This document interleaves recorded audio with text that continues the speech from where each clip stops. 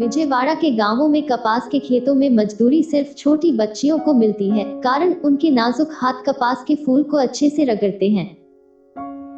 Corona virus ने आंध्र प्रदेश के दूर दराज के गांवों में मौजूद सामाजिक कुरीतियों की पोल खोल दी है।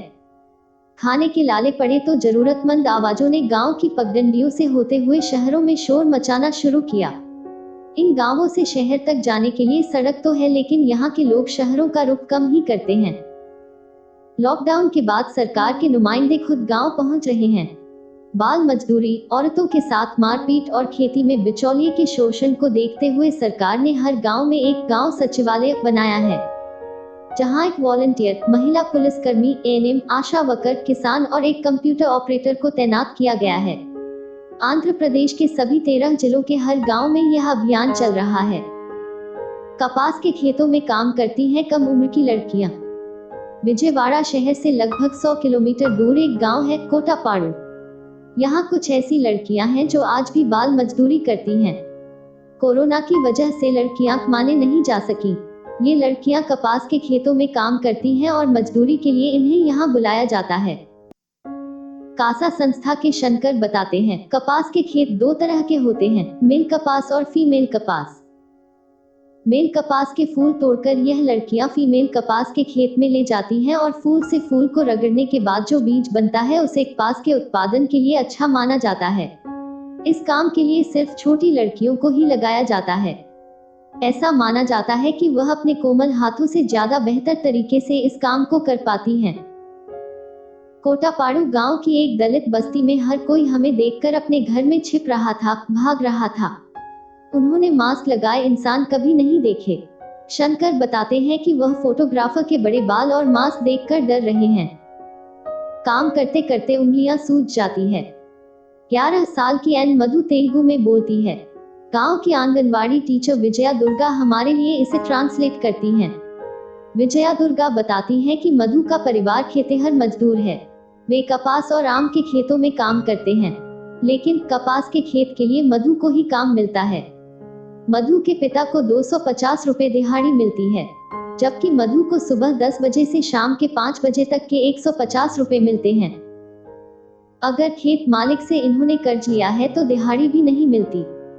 15 साल की सोनी बीते 2 साल से यह काम कर रही है। वह बताती है कि दिन भर उंगलियों से काम करने से रात में उंगलियां सूज जाती हैं। लगातार खेत में खड़े होकर काम करने से पैरों में बहुत दर्द भी होता है। उधारी पर चल रहा काम। महालक्ष्मी के पिता बालास्वामी कहते हैं कि बेशक राशन का चावल मिल रहा है, लेकिन एक आदमी के लिए 5 किलो राशन पहले पूरे महीने चलता था। अब यह राशन 10 दिन में ही खत्म हो रहा है, क्योंकि कोई काम नहीं होने से सभी लोग घर पर ही हैं। वे लोग दिन में एक बार ही खाना खा रहे हैं। बालास्वामी ने गांव के साहूकार से 3% ब्याज पर 20,000 रुपए उधार भी ले रखे हैं।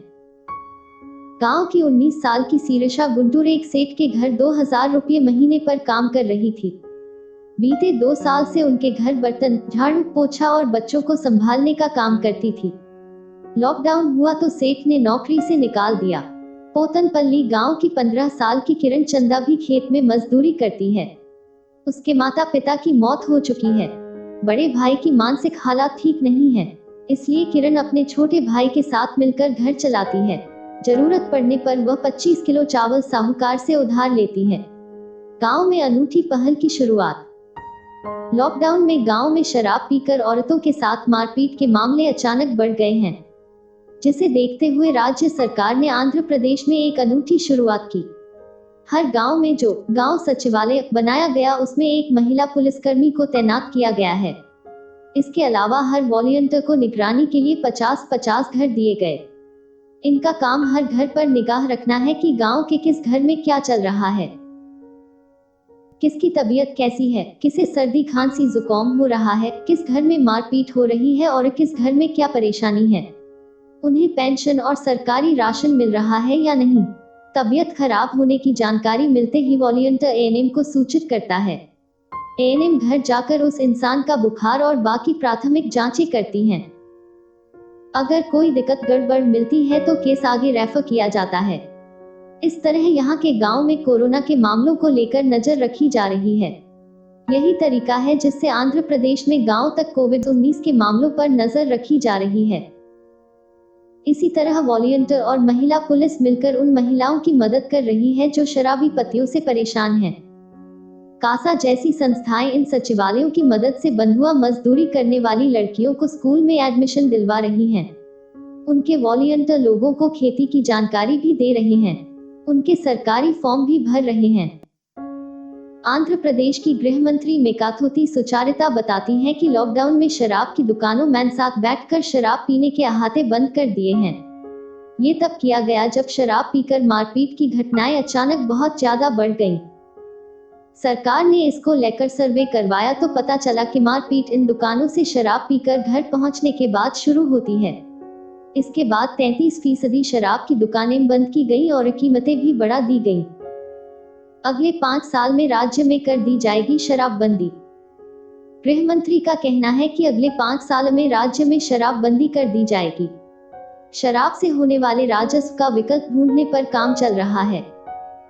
आंध्र प्रदेश महिला आयोग की चेयरपर्सन वासी रेड्डी के मुताबिक लॉकडाउन में महिला आयोग के पास हर महीने 300 शिकायतें आईं।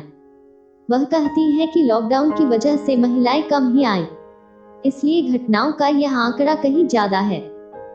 आंध्र प्रदेश में एक अम्मावाड़ी योजना है जिसके तहत महिला के अकाउंट में सरकार की ओर से बच्चों को पढ़ाने के लिए सालाना 15,000 रुपए डाले जाते हैं, लेकिन लॉकडाउन में महिलाओं से जबरदस्ती पैसे छीनने के मामले भी सामने आए हैं।